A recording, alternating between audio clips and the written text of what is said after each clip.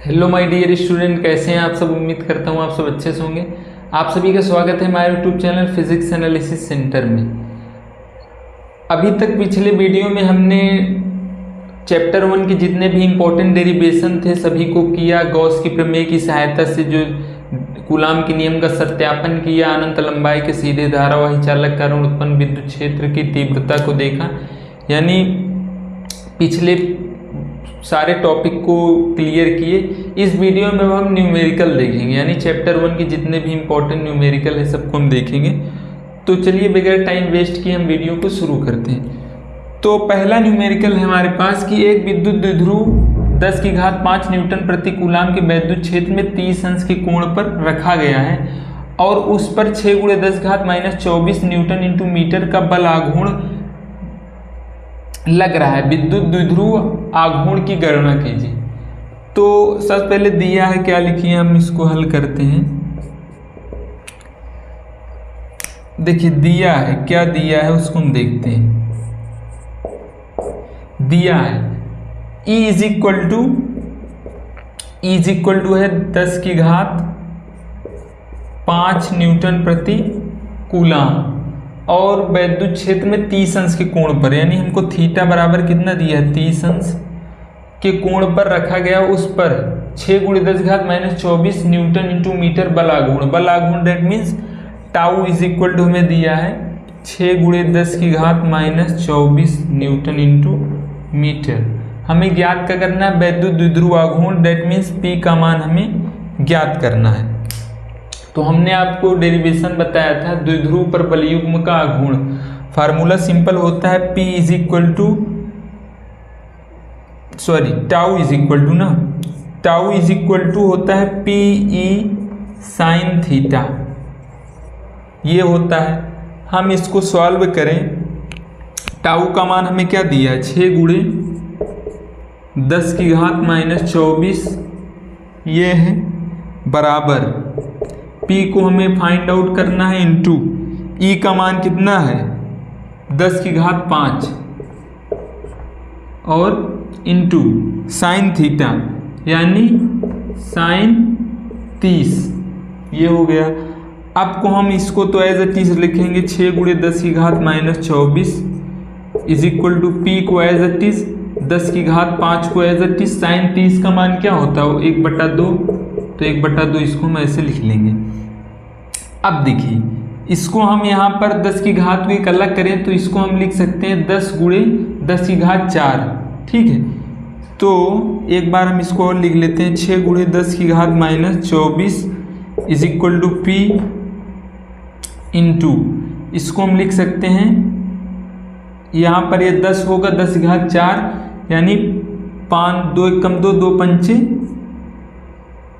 2 पंचे 10, यानी 5×10⁵, अब ये हो गया 4, ठीक है। अब P इज इक्वल टू हमारे पास क्या आया, P इज इक्वल टू मिल गया हमें ये 6×10⁻24 ऊपर रहा और ये 5×10⁴, ये अब आ गया, ठीक है। तो अब हम इसको काटेंगे तो क्या होगा, 5 एकम 5, ठीक है, 5 एकम 5 बचा 1, पॉइंट लगा 0 बढ़ा, 5 दूना 10 गुणे 10⁵, ये ऊपर जाकर माइनस में होगा -24 और -10⁻24 इंटू 10⁻⁻4 इज इक्वल टू 10⁻⁻28 ना, तो ये हो गया 10⁻⁻28, ये P इज इक्वल टू आया। मात्रक इसका हम कूलाम इंटू मीटर, चूंकि formula P is equal to Q into 2L होता है ना, तो मात्रक हो गया कूलाम इंटू मीटर। तो इसका जो है ये मान आएगा 1.2 इंटू 10⁻28 कूलाम इंटू मीटर। ये हो गया पहला क्वेश्चन। तो ये दूसरा क्वेश्चन हमारे पास दिया है, ठीक है। वायु में रखे दो छोटे गोलों पर आवेश क्रमशः 0.4 माइक्रो कूलाम तथा -0.8 माइक्रो कूलाम है तथा उनके बीच कार्यरत बल 0.2 न्यूटन हो, तो दोनों गोलों के बीच की दूरी, और दूसरा है द्वितीय गोले पर प्रथम गोले के कारण लगने वाला बल। तो हम सर्वप्रथम लिखते हैं हल। हल में अब लिखते हैं दिया है, क्या क्या हमें दिया है उसको हम पहले लिख लेते हैं।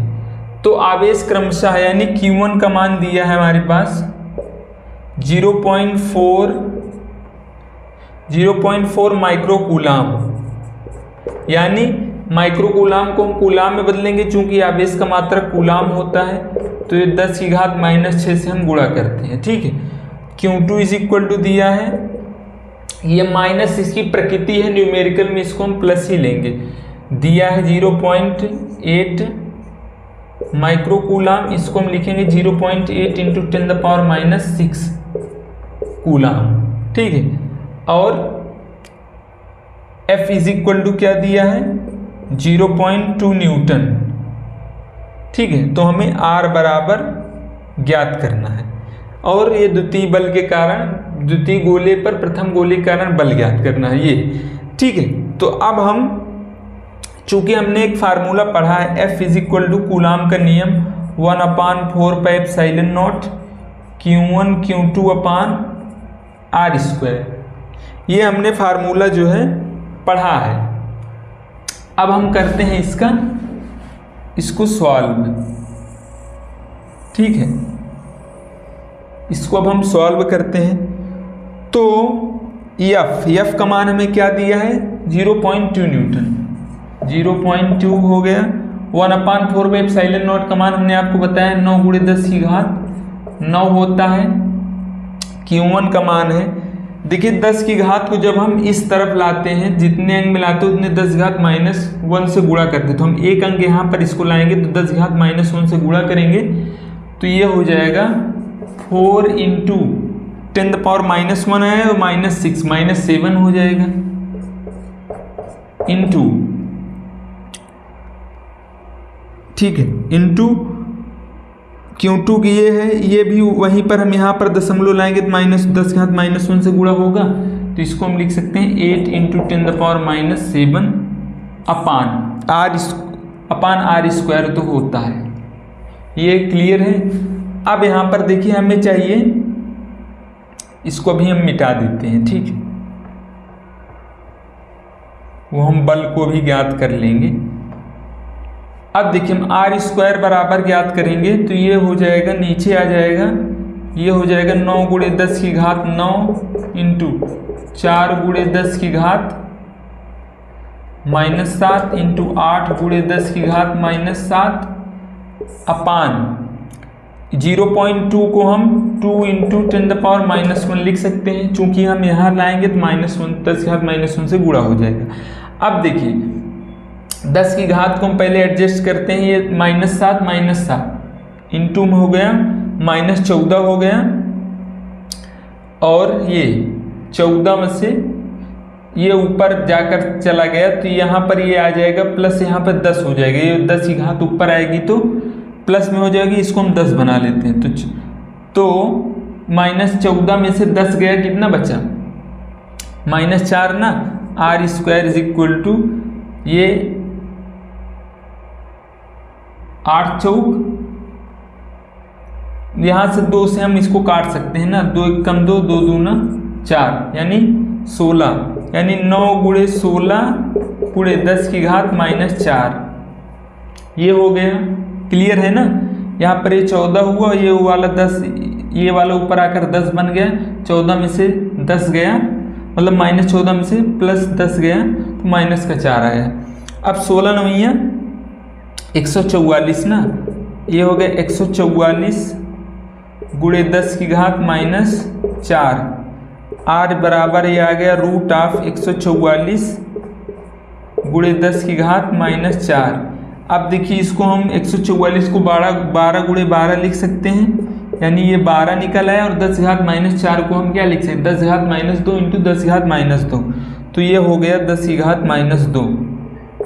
इतना मीटर में हमें आंसर मिल गया। ठीक है, या फिर सेंटीमीटर को मीटर में बदलते हैं हम तो 10 घात -2 से गुणा करते हैं। अब मीटर को हम सेंटीमीटर में बदलेंगे तो 10 घात 2 से हम -2 से हम क्या करेंगे 10 की घात 2 से हम गुणा करेंगे उसमें, तो गुणा करेंगे तो ये कट जाएगा, यानी r बराबर 12 सेंटीमीटर। या आप यहाँ पर आंसर छोड़ दिए यहाँ पर, ठीक है। तो ये हो गया हमारा दूसरा आंसर। एक बिंदु आवेश से 1 मीटर की दूरी पर उत्पन्न वैद्युत क्षेत्र की तीव्रता 450 वोल्ट मीटर है। वैद्युत आवेश की मान की गणना कीजिए। तो दिया है हमें क्या दिया है उसको हम पहले लिखते हैं। एक बिंदु आवेश से 1 मीटर की दूरी पर r बराबर हमें 1 मीटर दिया है। वैद्युत क्षेत्र की तीव्रता E बराबर दिया है 450 वोल्ट मीटर। हमें Q बराबर ज्ञात करना है। तो हमने आपको वैद्युत क्षेत्र की तीव्रता का फार्मूला बताया है। E इज इक्वल टू क्या होता है 1/4πε0 Q/r²। E का मान दिया है हमें 450।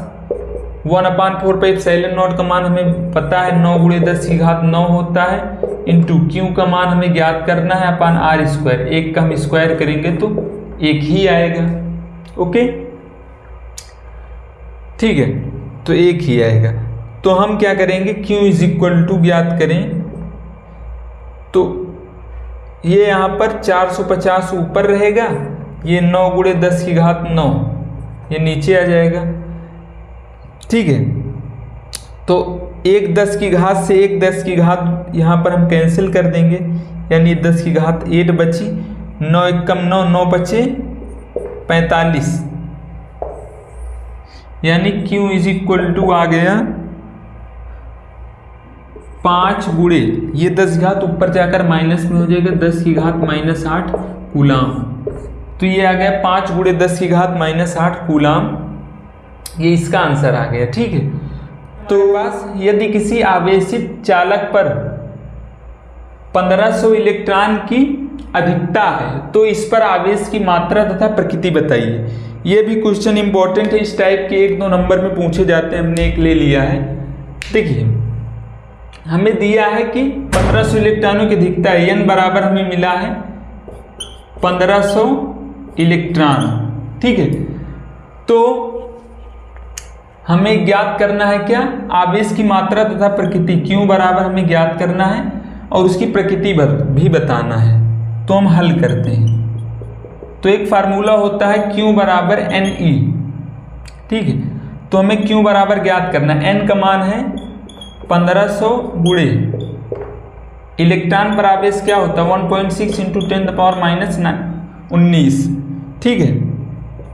तो हम इसको 15 × 10⁻2 लिख सकते हैं।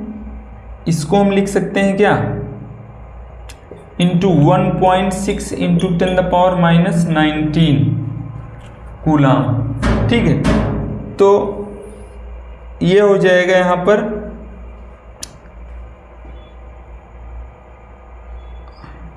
15 × 1.6 × 10⁻⁻17, ठीक है। इसको हम 10 की घात यहाँ पर हटाएंगे तो ये हो जाएगा 15 × 16 × 10 की घात -18। पॉइंट इधर लाएंगे तो अब हम इसको गुणा करेंगे तो 16 × 25 = 80 और 16 × 1 = 16, यानी 16 × 8 = 24, ठीक है। यानी 240 × 10 की घात -18, इतना हमें कूलाम आवेश मिला। अब देखिए जब किसी चालक पर धन आवेश होता है तो उसमें इलेक्ट्रॉनों की कमी होती है, ठीक है। धन आवेश पर इलेक्ट्रॉनों की कमी होती है और ऋण आवेश पर इलेक्ट्रॉनों की अधिकता होती है। देखिए अधिकता है तो ये ऋण आवेश है, इसकी प्रकृति ऋण आवेश है। तो आज के लिए इतना ही। उम्मीद करता हूँ आप लोगों को वीडियो पसंद आई होगी। वीडियो कैसे लगी कमेंट में जरूर बताएं और चैनल पर नए हो तो प्लीज़ सब्सक्राइब कर लें। मिलते हैं किसी अन्य वीडियो में नए टॉपिक के साथ। तब तक के लिए थैंक यू।